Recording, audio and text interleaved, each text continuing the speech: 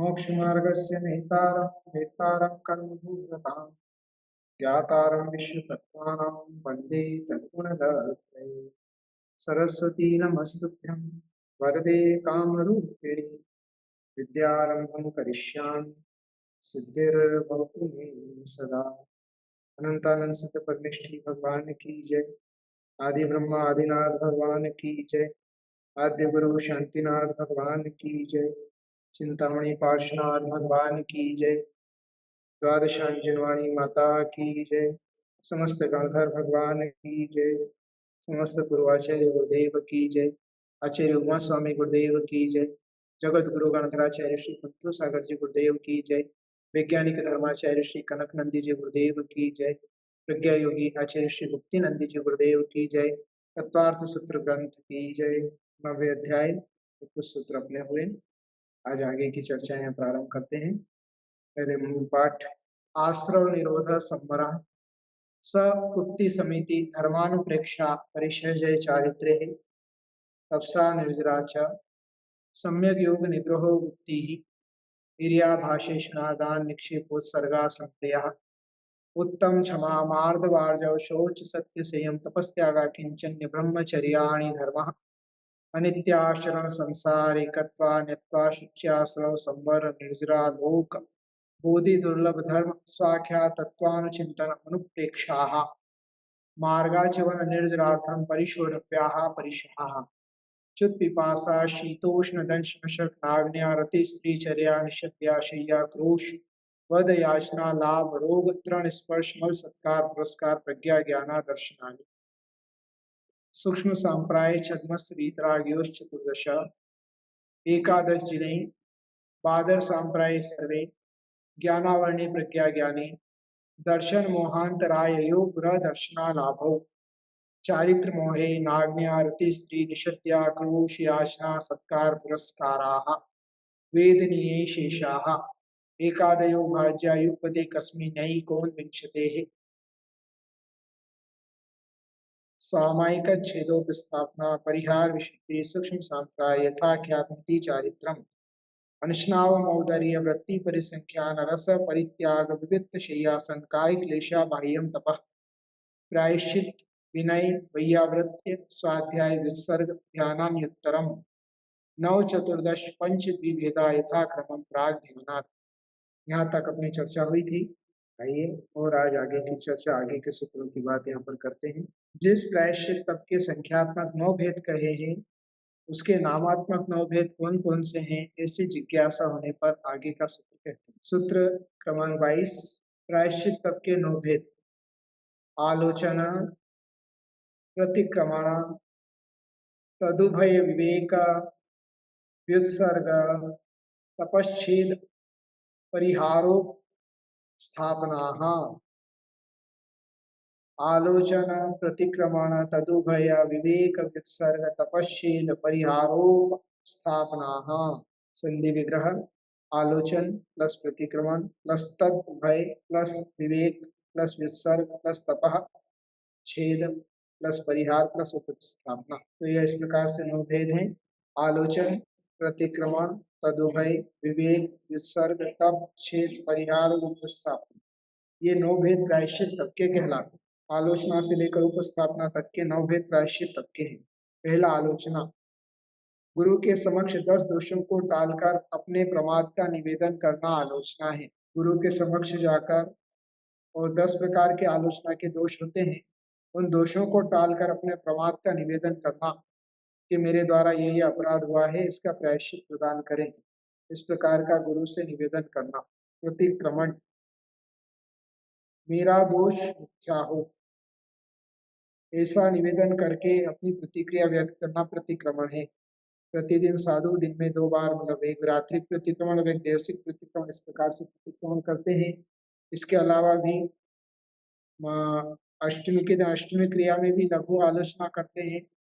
बाकी चतुर्दशी के दिन पाक्षिक प्रतिक्रमण करते हैं और 4 माह होने पर भी वापस सामूहिक पाक्षिक प्रतिक्रमण करते हैं। इस प्रकार से 1 वर्ष होने पर 1 वर्ष का प्रतिक्रमण फिर करते हैं। तो इस प्रकार से बार बार प्रतिक्रमण करते हैं कि जो भी दोष हमसे हो रहे हैं या हो गए हैं वो मिथ्या हो। तद उभय आलोचन और प्रतिक्रमण इन दोनों का संसर्ग होने पर दोनों का शोधन होने को तदुभय प्रायश्चित है।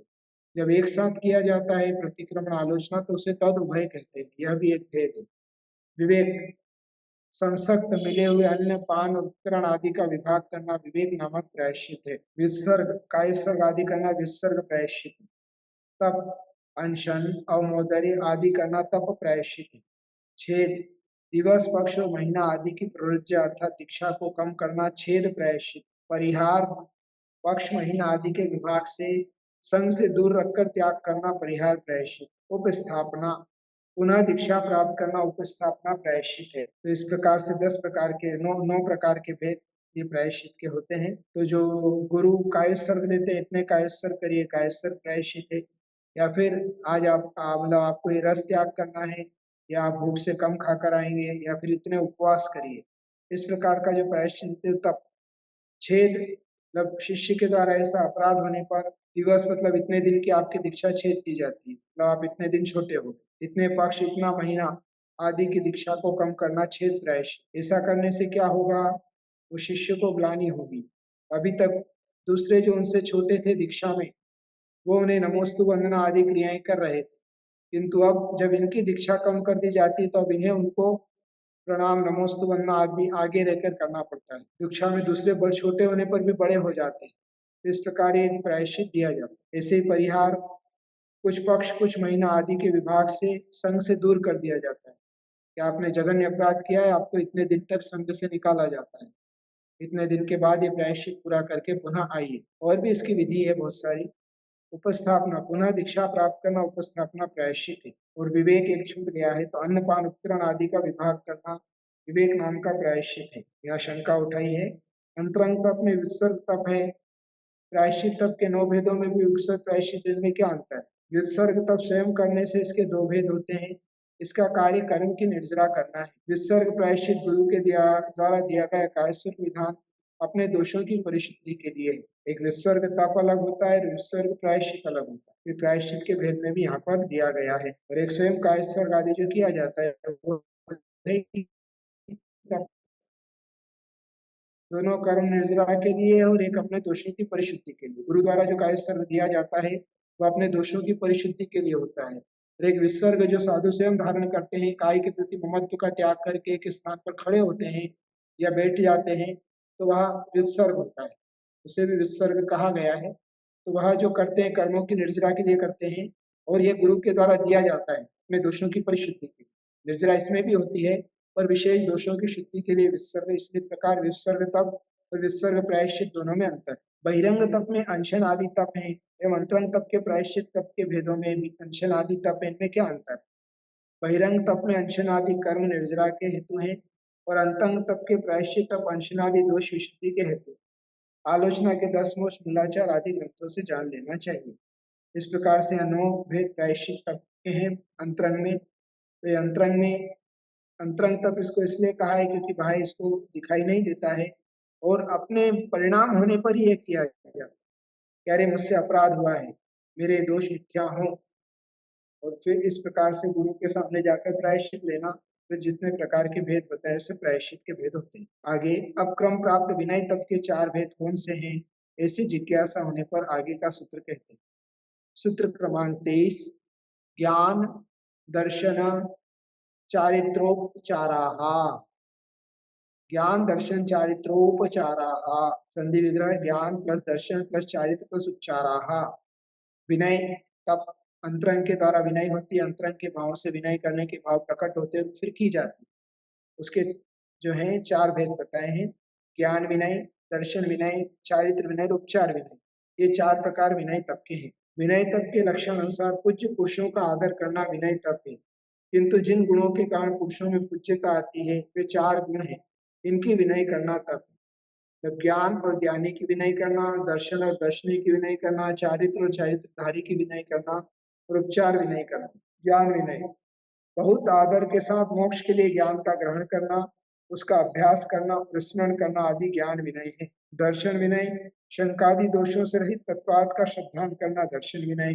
चारित्र विनय, सम्यक दृष्टि का चारित्र में चित्त का लगना चारित्र विनय है। उपचार विनय, आचार्य आदि के समक्ष आने पर खड़े होना, उनके पीछे पीछे चलना और नमस्कार आदि करना आदि उपचार विनय तथा परोक्ष में भी उनका काय वचन और मन से स्मरण करना आदि उपचार विनय है। हाँ, कुंद कुंद आचार्य ने विनय के 5 भेद कहे हैं, ज्ञान दर्शन चारित्र तप एवं उपचार ना, बाकी है तत्वार्थ सूत्रकार ने 4 ही भेद कहे। अब क्रम प्राप्त वैयावृत्ति तप के 10 भेद कौन से हैं, ऐसी जिज्ञासा होने पर आगे का सूत्र कहते हैं।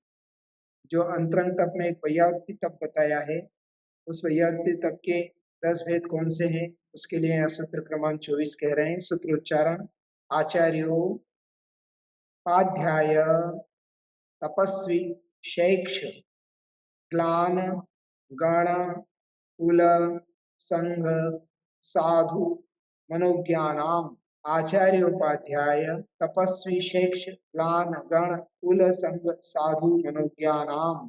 संधि विच्छेद, आचार्य प्लस उपाध्याय प्लस तपस्वी प्लस शैक्ष प्लस ग्लान प्लस गण प्लस कुल प्लस संघ प्लस साधु प्लस मनोज्ञानाम।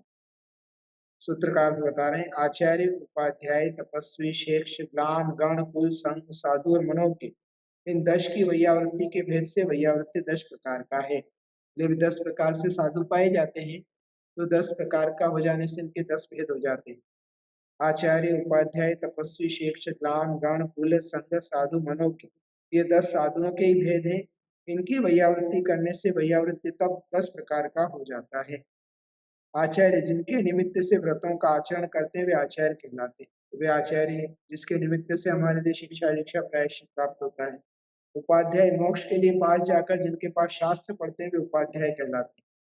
तपस्वी महा उपवास आदि का अनुष्ठान करने वाले तपस्वी कहलाते हैं, जैसे 15 दिन का उपवास, 8 दिन का उपवास, मासों उपवास करते हैं, एक आहार एक उपवास करते हैं, ये सब तपस्वी साधु कहलाते हैं। जिनके पास जाकर हम शास्त्र आदि का अध्ययन करते हुए उपाध्याय कहलाते हैं, और जिनके निमित्त से व्रतों का आचरण किया जाता है वे आचार्य कहलाते हैं। शिक्ष, जो साधु शिक्षा शील शिक्ष कहलाते हैं। जो साधु अभी कम उम्र के हैं, संघ में हैं, अध्ययन आदि कर रहे हैं, वे शिक्ष कहलाते हैं। ग्लान, जो साधु रोग आदि से क्लांत शरीर वाले हैं वह ग्लान कहलाते हैं। मतलब जिनके शरीर में रोग आदि हो गया है तो वह ग्लान कहलाते हैं। गण, दीक्षक आचार्य के शिष्य समुदाय को गण कहते हैं, अथवा 7 पुरुषों की परंपरा को गण कहते हैं, है ना। तो जो दीक्षा देने वाले आचार्य हैं उनका जो शिष्य समुदाय है वो गण कहलाता है कि हम एक गण के, या फिर 7 पुरुषों की परंपरा को गण कहते हैं, मतलब जिसके 7 शिष्य प्रशिष्य आदि इस प्रकार से जो हो जाता है उसको गण कहते हैं। कुल, दीक्षक आचार्य की परंपरा के शिष्य समुदाय को कुल कहते हैं ना। गण कहे ऐसे ही कुल भी कहलाती है, उनके परंपरा के जो शिष्य हो जाते हैं वो सब कुल हो जाते है ना। दोनों में थोड़ा सा अंतर है। एक शिष्य का जो समूह है वह गण कहलाता है, और जो शिष्य उनके बाद उनके प्रशिष्य और प्रशिष्य हो गए तो समुदाय कुल कहलाता है। संघ, 4 वर्ण मुनि ऋषि यति और अंगार के समुदाय को संघ कहते हैं, है ना। या फिर ऋषि आरिका श्रावक श्राविका से संघ कहलाता है। और यहाँ पर अभी साधुओं की अपेक्षा से भेद बताए हैं, तो मुनि ऋषि यति और अंगार इसके समुदाय को संघ कहते हैं। जो अपनी साधना में ज्ञान ध्यान में रहते हैं वे मुनि, जो रिद्धि संपन्न होते हैं ऋषि, जो यत्नाचार पूर्वक साधना कर रहे यति, और जो गृह त्यागी व अनगार के अनगार, इस प्रकार से कहला के समुदाय को संघ कहते हैं।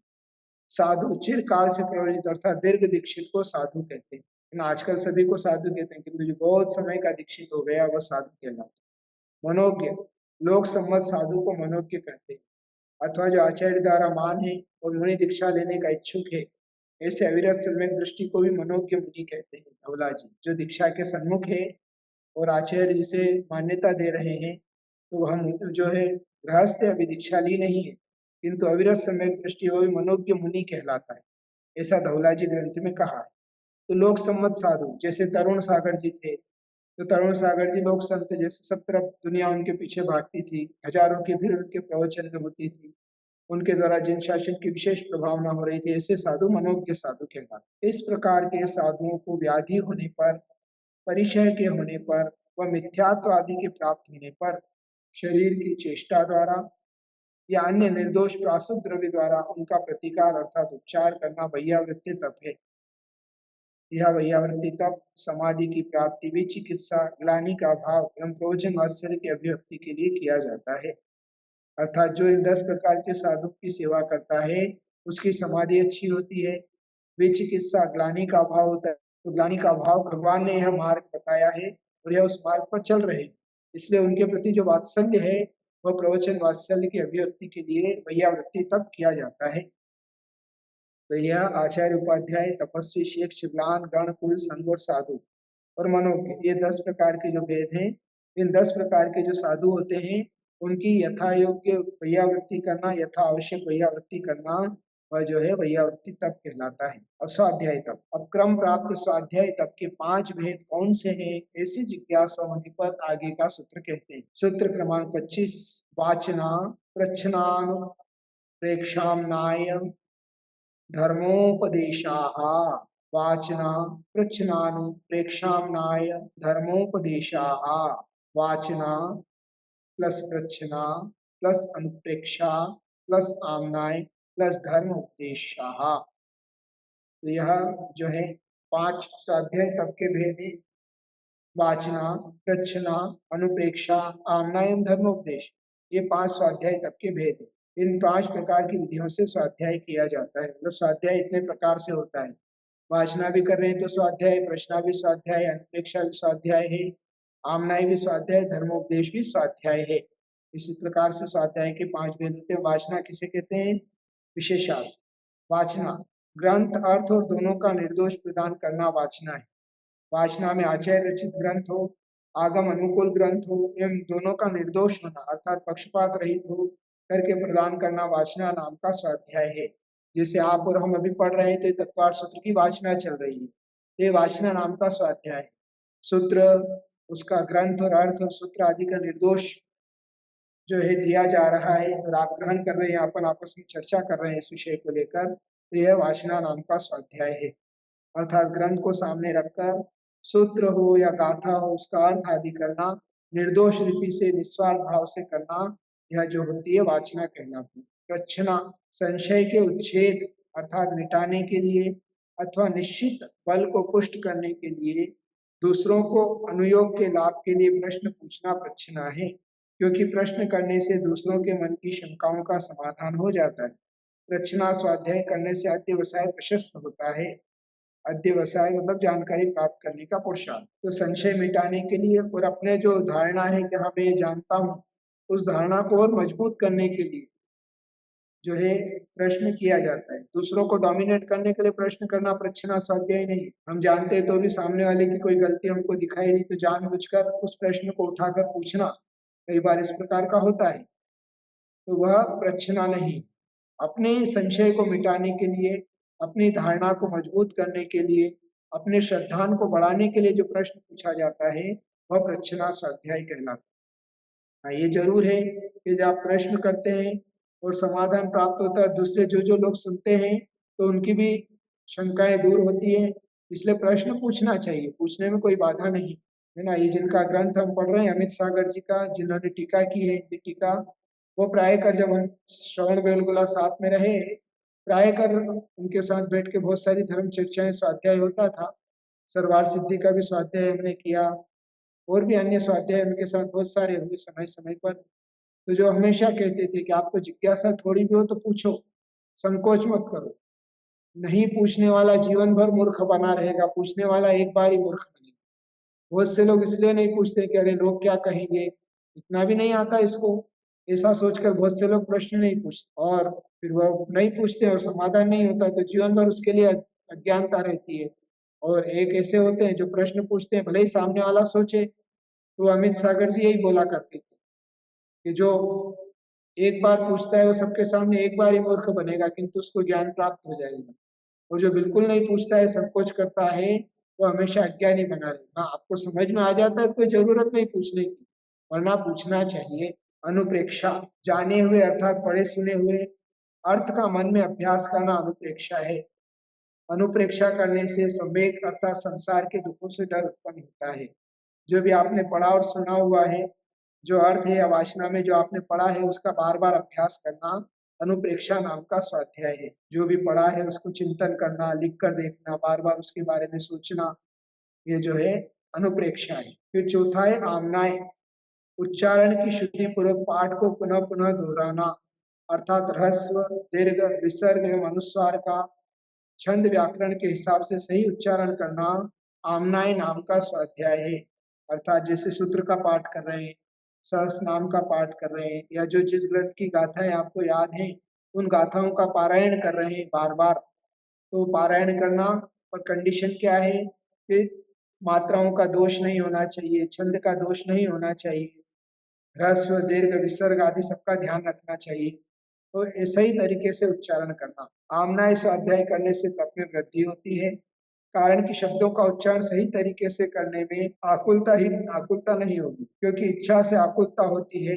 अतः आमनाय स्वाध्याय से तप की वृद्धि होती है, आकुलताओं का अभाव होता है। धर्मोपदेश, धर्म कथा आदि का अनुष्ठान अर्थात धार्मिक नाटक, नृत्य, पूजन आदि करना, पंच कल्याण के दृश्य आदि दिखाना, 4 प्रकार की सुकथा कहना धर्मोपदेश नाम का स्वाध्याय है। तो धर्म कथा आदि का अनुष्ठान या फिर धार्मिक जो नाटिकाएं दिखाई जाती है, धार्मिक मंच पे जो नृत्य आदि दिया जाता है, या पूजन आदि जो की जाती है, पंच कल्याण के दृश्य आदि दिखाई जाते हैं, या फिर 4 प्रकार की सुकथा कहना, विकथा नहीं करना, सुकथा कहना धर्मोपदेश नाम का स्वाध्याय कहलाता है। धर्मोपदेश स्वाध्याय करने से दूसरों के कष्टों को देख सुनकर स्वयं ऐसा कर्म नहीं करेंगे, इस प्रकार के विरक्त भाव होने से अतिचार विशुद्धि होती, अर्थात अपराध करने के पहले ही अपराध से विरक्त होने की शिक्षा मिलती। इस प्रकार 5 प्रकार के स्वाध्याय के भेद तथा उनसे होने वाले लाभ का कथन किया। आज विषय इतना ही रखते हैं। जिनवाणी के ज्ञान से सूझे लोकालो, सुवाणी मस्तक चढ़ो सुधा दे, 9 बार नमोकार मंत्र का जाप करेंगे। के लिए बहुत सारा मंगल आशीर्वाद।